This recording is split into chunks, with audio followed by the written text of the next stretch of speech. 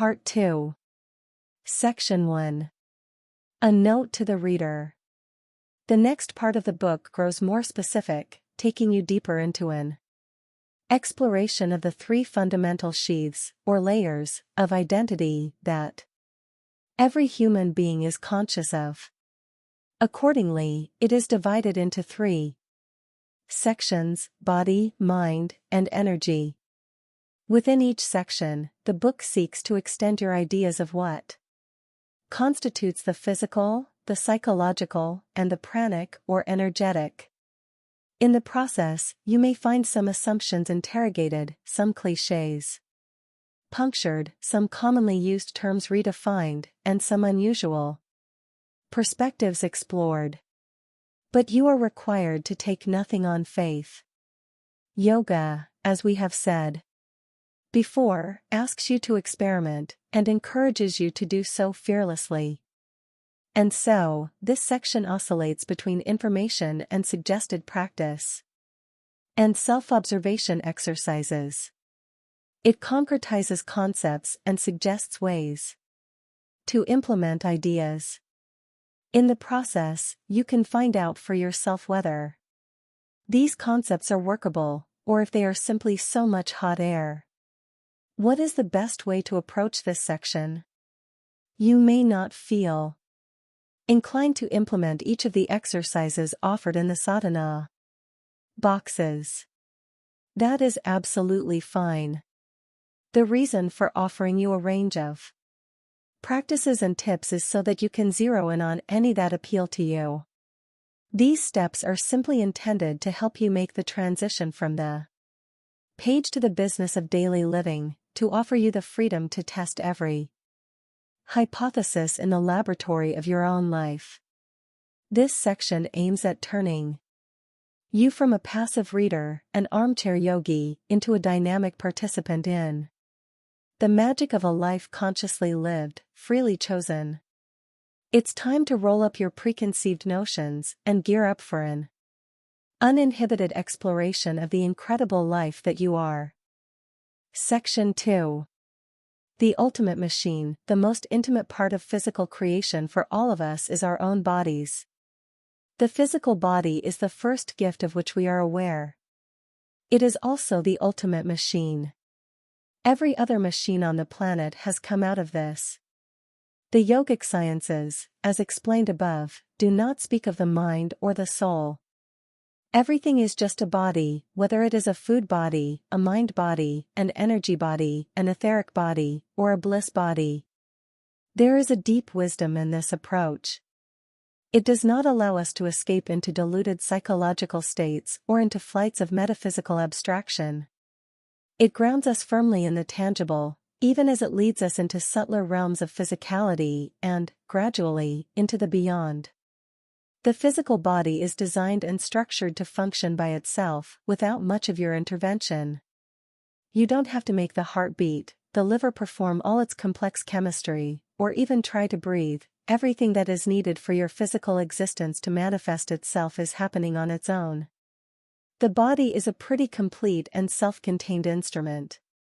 If you are fascinated by machines, there isn't a better one.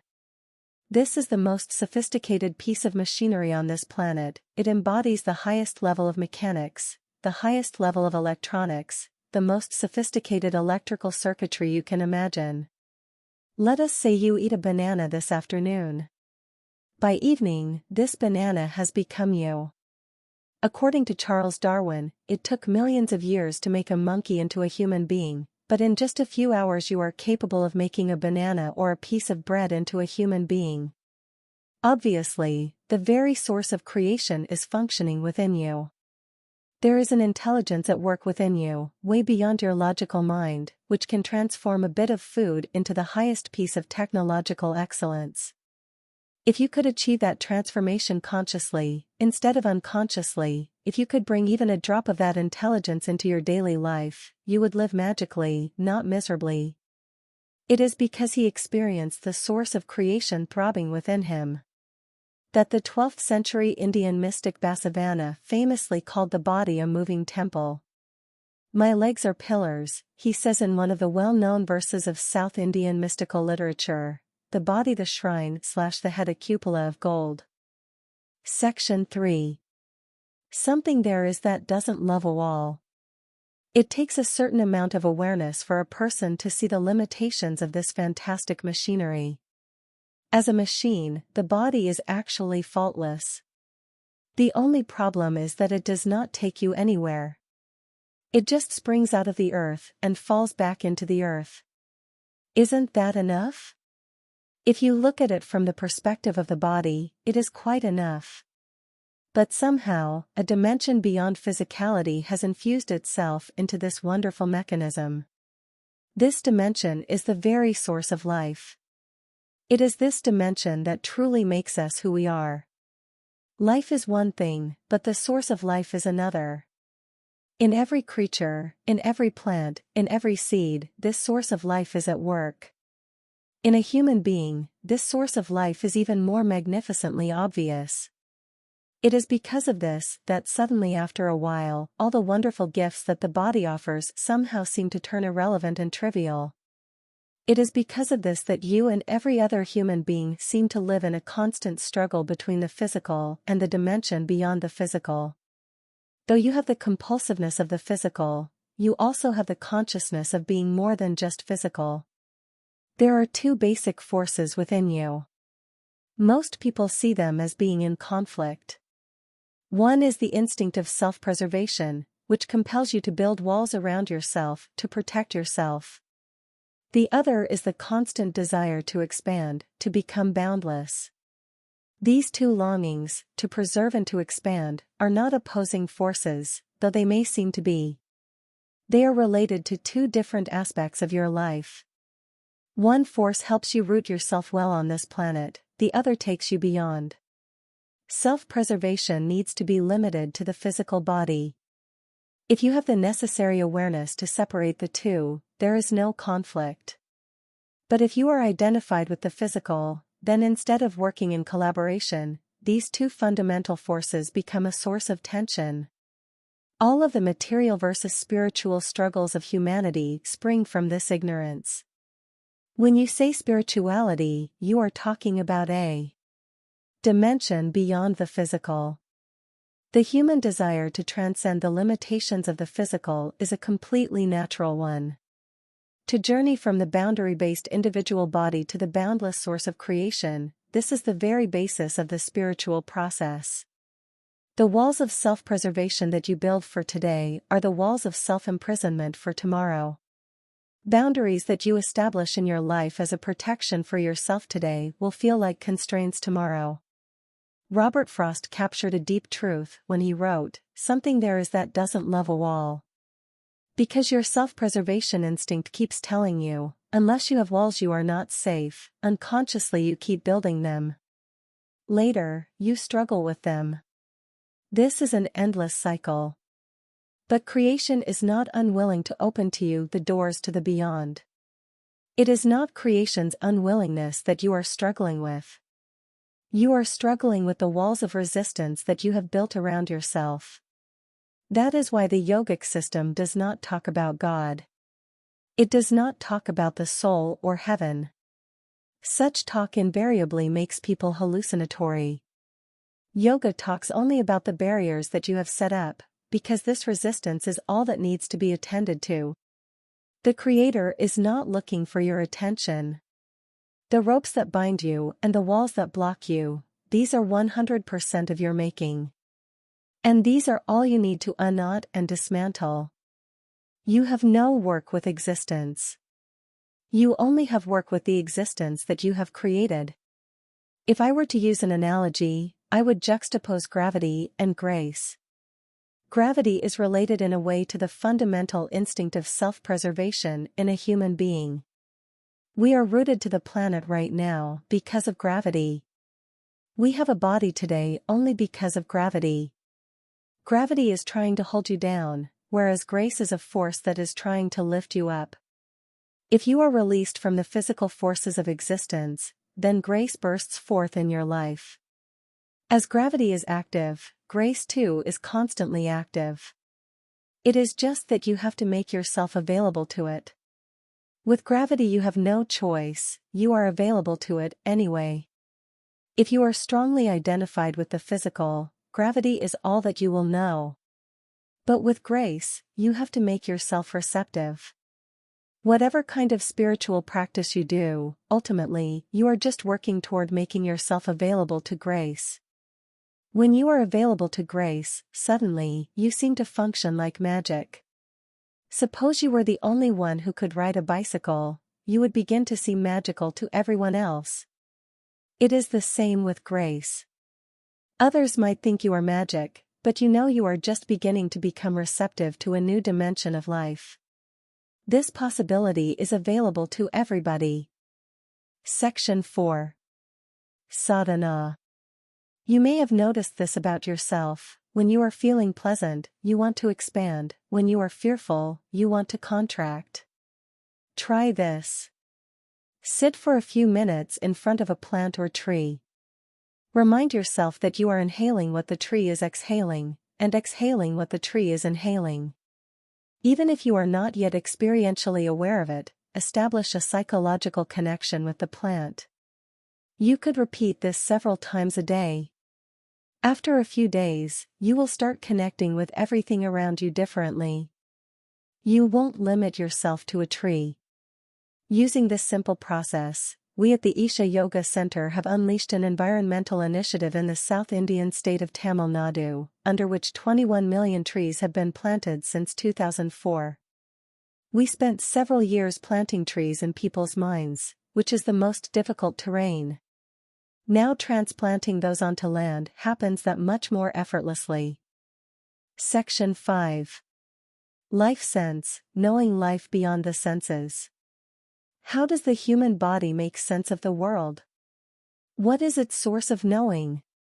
The answer is obvious, through the 5 senses. Whatever you know of the world or yourself is information you have gathered only through the 5 sense organs, by seeing, hearing, smelling, tasting, and touching. If these sense organs fold up, you would know neither the world nor yourself.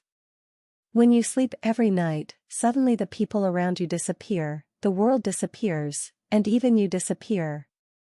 You are still alive, everybody around you is alive, but in your experience everything evaporates, because these 5 sense organs have gone into shutdown mode. The sense organs are limited. They can perceive only that which is physical. If your perception is limited to the 5 senses, naturally, the scope of your life will be restricted to the physical. Additionally, the senses perceive everything only in relation to something else. If I touch a metal object and it feels cool to my fingers, it is simply because my body temperature is warmer. Suppose I lower my temperature and touch it, it would feel warm to me. The sense perceptions are absolutely wonderful instruments for human survival. They are turned on at the moment of your birth, because they are essential to your survival in the outside world. But if you are seeking something more than survival, they are not enough.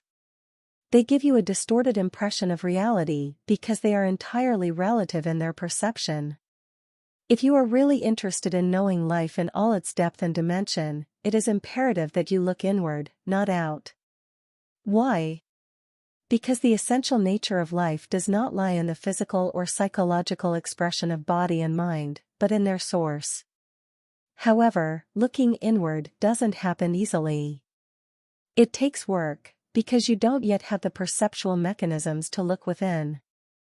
The human predicament is just this.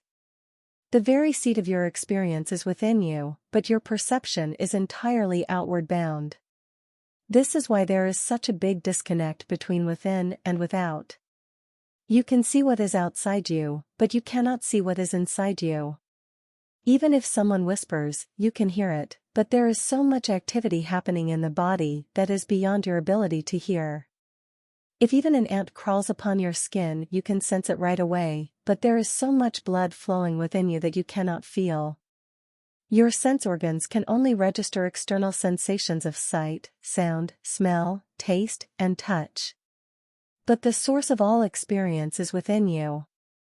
An experience may be triggered by an external stimulus, but its origin is always internal, and there are times when the same experience can be generated even without an external trigger.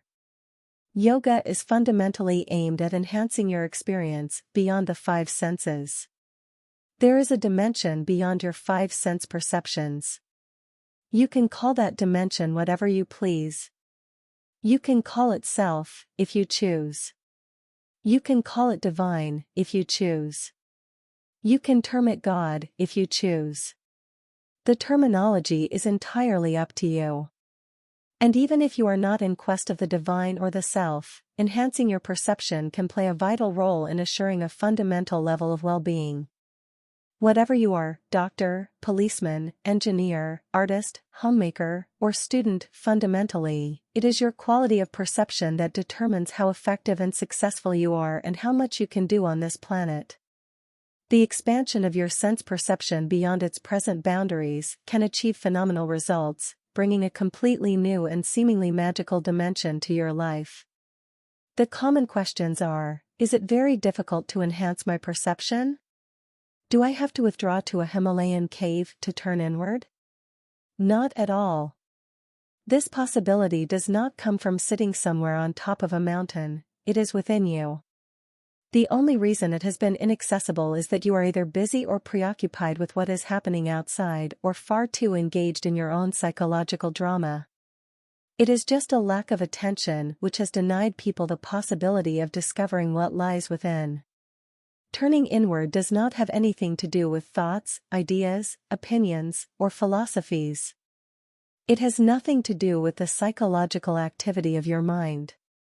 Enhancing your perception means enhancing your ability to receive life, just as it is. If you are willing to dedicate just a few minutes of your life to this every day, you would see the change. The simple process of paying a little bit of attention to your inner nature will transform the quality of your life in remarkable ways. Sadhana. Start by paying attention to everything you think of as yourself just before you fall asleep: your thoughts, your emotions, your hair, your skin, your clothes, your makeup. Know that none of this is you.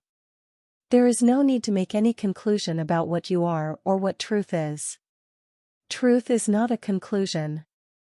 If you keep the false conclusions at bay, truth will dawn. It is like your experience of the night: the sun has not gone, it is just that the planet is looking the other way. You're thinking, reading, talking about the self, because you're too busy looking the other way. You haven't paid enough attention to know what the self really is. What is needed is not a conclusion, but a turnaround. If you manage to enter sleep with this awareness, it will be significant. Since there is no external interference in sleep, this will grow into a powerful experience. Over time, you will enter a dimension beyond all accumulations. Section 6. Listening to life. There are several ways to attain a state of abiding joy and ultimate union. These are diverse, but it is important that they are all addressed in a balanced and integrated way. There is really no division or hierarchy between these varied approaches. Yoga is completely even-handed, it employs all the aspects of who you are to take you to your ultimate destination. The body constitutes a very large part of who you are in your present understanding. The science of using the body to hasten your evolutionary process is Hatha Yoga. Ha denotes the sun and the denotes the moon. Hatha Yoga is the science of bringing about a balance between these two dimensions within the human system. The body has its own attitudes, its own resistance, its own temperament. Let us say you decide, starting tomorrow, I will get up at 5 in the morning and go for a walk. You set the alarm. The alarm rings. You begin to stir, but your body groans and says, shut up and sleep. That is often the way it is, isn't it? So, Hatha Yoga is a way of working with the body, a way of disciplining, purifying, and preparing it for higher levels of energy and for greater possibilities. Hatha Yoga is not exercise. It is, instead, about understanding the mechanics of the body, creating a certain atmosphere, and then using physical postures to channel or drive your energy in specific directions. This is the aim of the various asanas, or postures. That kind of posture that allows you to access your higher nature is a yogasana. It is the science of aligning your inner geometry with the cosmic geometry. To put it in the simplest way, just by observing the way some people sit, you can almost know what is happening with them, if you have known them long enough. If you have observed yourself, when you are angry, you sit one way; if you are happy, you sit another way; if you are depressed, you sit another way. For every different level of consciousness, or psychological state, your body naturally tends to assume certain postures. The converse of this is the science of asanas. If you consciously get your body into different postures, you can elevate your consciousness. The body can become a means for your spiritual growth, or it can become a barrier. Let's suppose some part of your body, your hand, leg, or back, for instance, is in pain. When the pain is acute, it is hard to aspire to anything higher because that pain becomes dominant in your life. Right now, if you have a backache, the biggest issue in the universe is your back. Other people may not understand that, but for you, that is the biggest issue. Even if God appears before you, you will plead for your backache to go away. You will not ask for anything else, because the physical body has such power over you. When it doesn't function as it should, it can rob your life of every other aspiration. All your longings just disappear once the body is in pain. To experience pain and still look beyond it takes an enormous amount of strength, which most people do not possess. There are countless people who have come out of spinal problems by doing simple asanas. Doctors had told them they would have to undergo surgery, but they were able to avoid it altogether. Your back can be restored to such an excellent condition that you never need to visit a chiropractor again. It is not only your spine that becomes flexible, you become flexible as well. Once you are flexible, you are willing to listen. It is not about hearing someone talk, you are willing to listen to life. Learning to listen is the essence of intelligent living. Dedicating a certain amount of effort and time to see that the body does not become a barrier is important. A painful body can become an obstacle, and so can a compulsive body. Simple compulsions, whether of hunger or lust, can rule you so strongly that they will not allow you to look beyond the physical. It is easy to forget that the physical body is only a part of you. It is important that it does not become the whole of you. Asanas help level the physical body down to its natural place.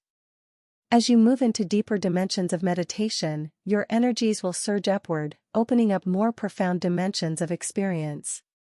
It is very important, therefore, that the pipeline of the body is conducive. If it is blocked, it will not work.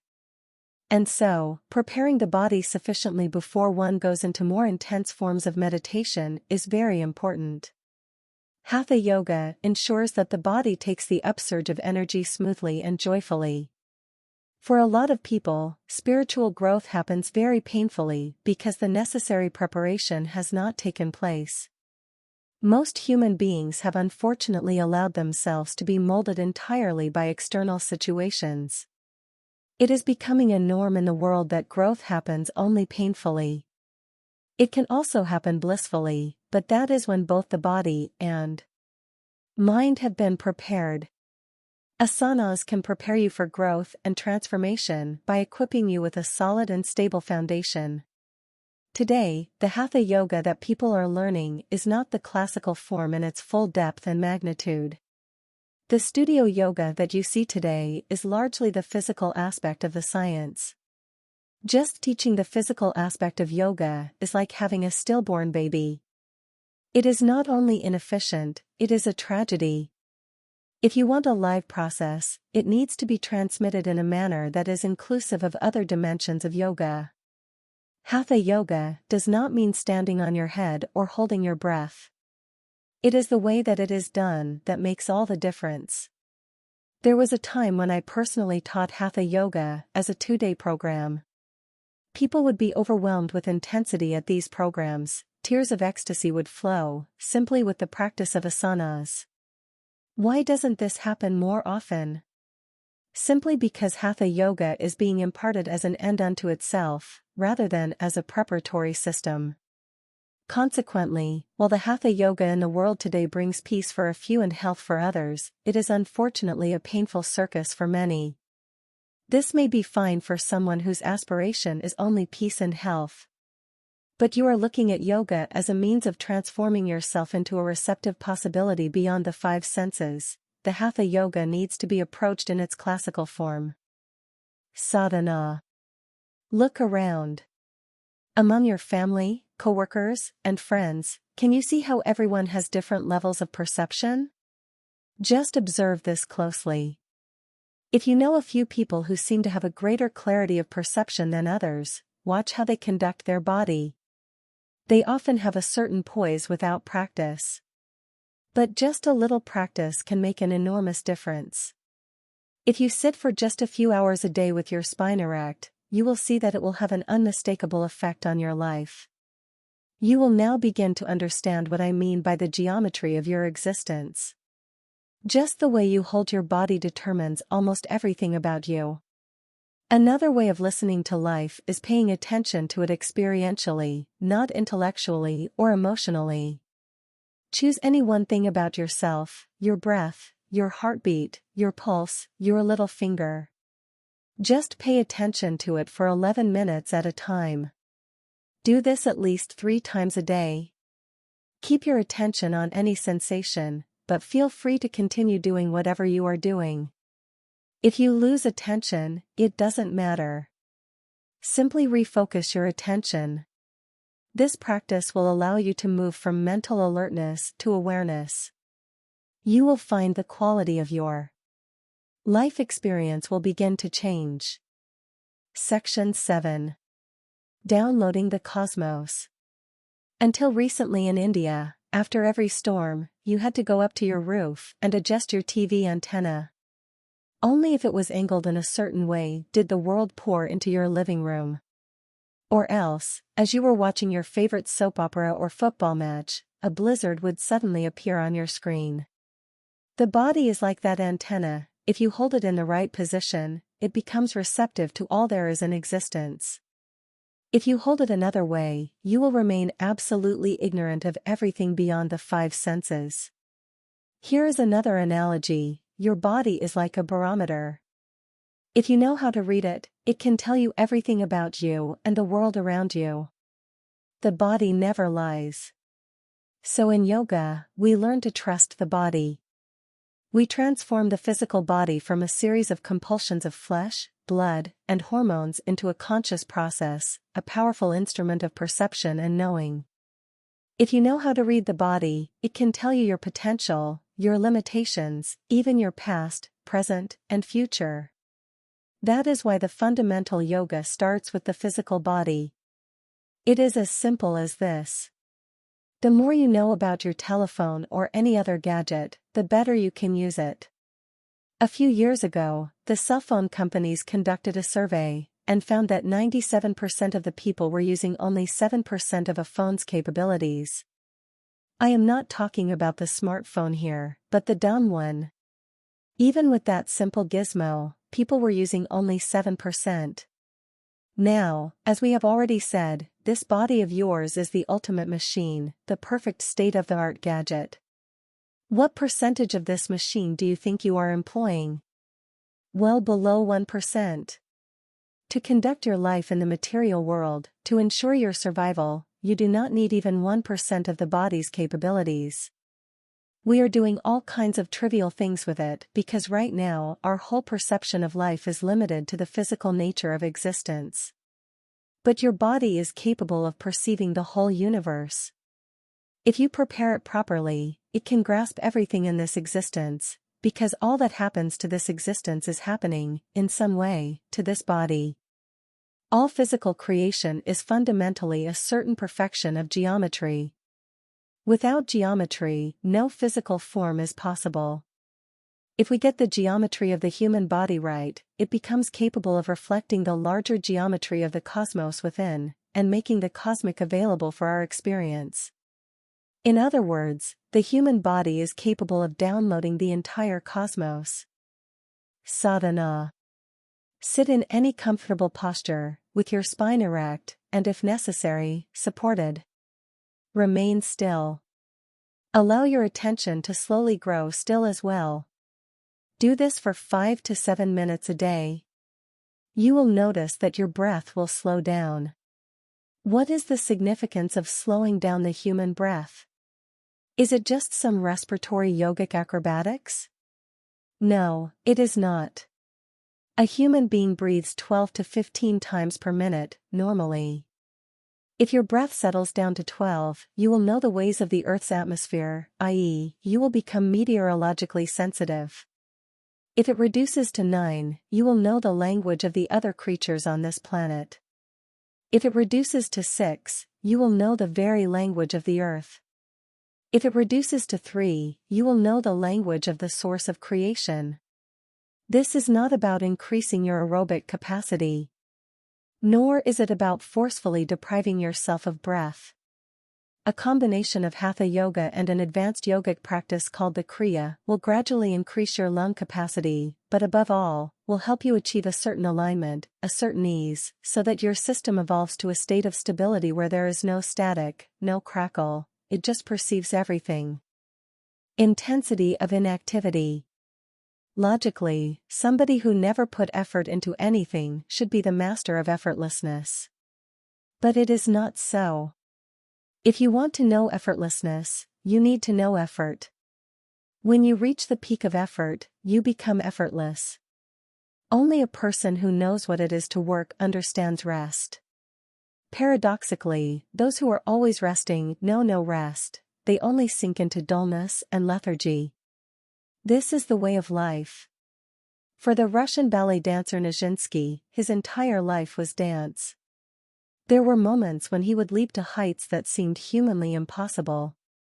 Even if one's muscles are at peak performance, there is still a limit to how high one can jump. But in some moments he would seem to transcend even that limit. People often asked him, "How do you manage this?" He said, "There is no way I can ever do it." When Nijinsky is not there, only then it happens. When someone is constantly giving 100%, a point comes when one surpasses all limits and reaches total effortlessness. Effortlessness does not mean becoming a couch potato. It means transcending the need for physical action. Only when you are able to stretch to your utmost and sustain the peak of effort do you reach this. There are some people nowadays who declare that they would like to opt for Zen as a spiritual path because they think it means doing nothing. In fact, Zen involves tremendous activity because it is not divorced from life in any way.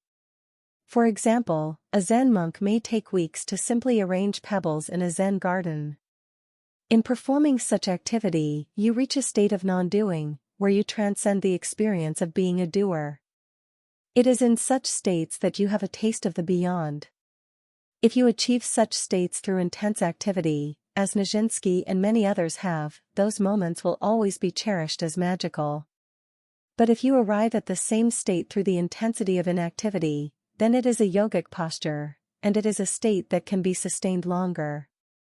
The very essence of dhyana, or meditativeness, is that you push yourself to the highest possible intensity where, after some time, there is no effort. Now meditation will not be an act, but a natural consequence of the intensity that has been achieved. You can simply be.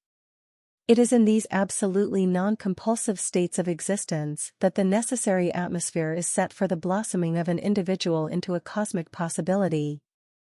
If we, as societies and individuals, continue to allow every moment to pass by without setting the atmosphere for such a flowering, we have squandered a tremendous possibility. There is so much infantile talk about heaven and its pleasures only because the immensity of being human has not been explored. If your humanity overflows, divinity will follow and serve you. It has no other choice. Section 8. Morsel of the Earth. Your physical body, as yoga reminds us, is anamaya kosha, or a food body, just a heap of the nourishment you ingest. The food that you consume is, in turn, just the earth. You are a small outcrop of this planet prancing around and claiming to be an autonomous entity. But since you are a small extension of the earth, whatever happens to the planet happens to you too, in some subtle and sometimes not so subtle ways. This planet is part of a larger body that we call the solar system. What happens to that system affects the planet. This solar system is part of a larger body we call the universe. Maybe it is beyond your perception right now, but because your physical form is just a fragment of the planet, everything that is happening to any part of the universe is also in some way happening to you.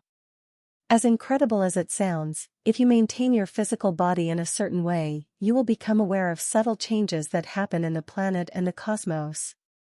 Once you become sensitive to it, your whole body feels everything happening around you. If you spend more time and pay attention to the ways of the earth, this sensitivity will increase dramatically. I lived on a farm for a few years. There was a man in the local village who was hard of hearing. His name was Chikagauda. Because he could barely hear, he could not respond to people, so they thought he was an idiot. He was rejected by the village and made an object of ridicule. I employed him as my man on the farm. He was a nice companion to have because I wasn't particularly interested in talking, and he could not talk because he could not hear. So, no problem. Those were the days before tractors. Life on the farm was all about bullocks and plows. One day, suddenly, at 4 o'clock in the morning, I saw him preparing the plow. I asked him, "What's happening?" He said, "I am getting ready to plow, sir." I said, "But what will you plow?" "There is no rain." He said, "It will rain today." I looked up. It was an absolutely clear sky. I said, "What nonsense. Where is the rain?" He said, "No, sir, it will rain." And it did. I sat up for days and nights after this. Why couldn't I feel what this man could feel? I sat, holding my hand in different positions, trying to feel the moisture, the temperature, trying to read the sky. I read all kinds of books on meteorology, but it felt like I was up against a wall. But then, with careful observation of my own body and what was around me, I discovered the most fundamental mistake that most of us make, the fact that we view the ingredients which constitute our body, like earth, water, air, and food, as commodities and not as an organic part of the life process. After persevering for about 18 months, I understood. And now if I say it is going to rain, 95% of the time it will. This is not astrology or magic, but a surmise based on the minute observation of a completely different level of the human system and its ongoing transaction with the planet, the air, and everything around. If it is to rain today, some change will happen in your body. Most urban dwellers cannot feel it, but many rural people all over the world do sense this. Most insects, birds, and animals can feel it. A tree for sure knows it. Recognizing these small changes in the planetary system, the ancients tried to make use of them not just for their own well-being, but for transcendence. The magnetic equator of the planet flows through India. A few thousand years ago, yogis pinpointed the exact location of the magnetic equator and built a whole string of temples along this area for very specific reasons. One of the most famous temples is the South Indian Temple of Chidambaram, which was set up for those who sought ultimate spiritual union. At the time of its construction, it was located exactly on the magnetic equator, which has since shifted. Many spiritual seekers gathered in Chidambaram over the centuries at those times when the planet was in a certain position. In this temple, a shrine was consecrated by Patanjali, the father of yoga, to Shunya, which literally translates into emptiness or nothing. This is not mere symbolism. At the magnetic equator there is no pull toward north or south, there is 0 degree of magnetic play, and this promotes a certain balance and equanimity in the life of the spiritual seeker. This equanimity can be a powerful device to liberate oneself quite literally from the limitations of the physical world, which makes this region the ideal geographic location for a seeker. It is important to remember that the magnetic equator is distinct from the geographic equator. The additional significance of Chidambaram is that it happens to be located on 11 degrees latitude. When it was built, there was a convergence of the magnetic equator with this latitude, a rare and important occurrence. What was the significance of this location? The tilt of the planet at this latitude impels centrifugal forces in a nearly vertical direction, which, in turn, pushes energy upward through the human physiological system. This means that the ascent of human energy, the aim of the spiritual journey, is actually assisted by nature. Since this was a great source of encouragement to seekers, this entire region was considered to be sacred. It is not a coincidence that the Isha Yoga Center in South India is located bang on 11 degrees latitude. The kind of spiritual system described above makes use of natural phenomena to support human efforts at spiritual growth. Another system, of meditativeness, or inwardness, completely ignores the changes happening in creation and focuses solely on the inner journey. These are the two fundamental ways in which the spiritual journey can be approached. You can either go slowly, step by step, accepting all natural assistance available to you, or you can ignore all the steps and take the inward leap. The second entails a withdrawal from external life situations, the first makes involvement mandatory. Every human being is free to choose the path more suitable to his or her temperament. In the times in which we live, a balance between the two is usually best. Sadhana. The body responds the moment it is in touch with the earth. That is why spiritual people in India walked barefoot and always sat on the ground in a posture that allowed for maximum area of contact with the earth. In this way, the body is given a strong experiential reminder that it is just a part of this earth. Never is the body allowed to forget its origins. When it is allowed to forget, it often starts making fanciful demands. When it is constantly reminded, it knows its place. This contact with the earth is a vital reconnection of the body with its physical source. This restores stability to the system and enhances the human capacity for rejuvenation greatly. This explains why there are so many people who claim that their lives have been magically transformed just by taking up a simple outdoor activity like gardening. Today, the many artificial ways in which we distance ourselves from the earth, in the form of pavements and multi-storied structures, or even the widespread trend of wearing high heels, involves an alienation of the part from the whole and suffocates the fundamental life process. This alienation manifests in large-scale autoimmune disorders and chronic allergic conditions. If you tend to fall sick very easily, you could just try sleeping on the floor, or with minimal organic separation between yourself and the floor. You will see it will make a big difference. Also, try sitting closer to the ground. Additionally, if you can find a tree that looks lively to you, in terms of an abundance of fresh leaves or flowers, go spend some time around it. If possible, have your breakfast or lunch under that tree. As you sit under the tree, remind yourself, this very earth is my body. I take this body from the earth and give it back to the earth. I consciously ask Mother Earth now to sustain me, hold me, keep me well. You will find your body's ability to recover is greatly enhanced. Or if you have turned all your trees into furniture, collect some fresh soil and cover your feet and hands with it. Stay that way for 20 to 30 minutes. This could help your recovery significantly.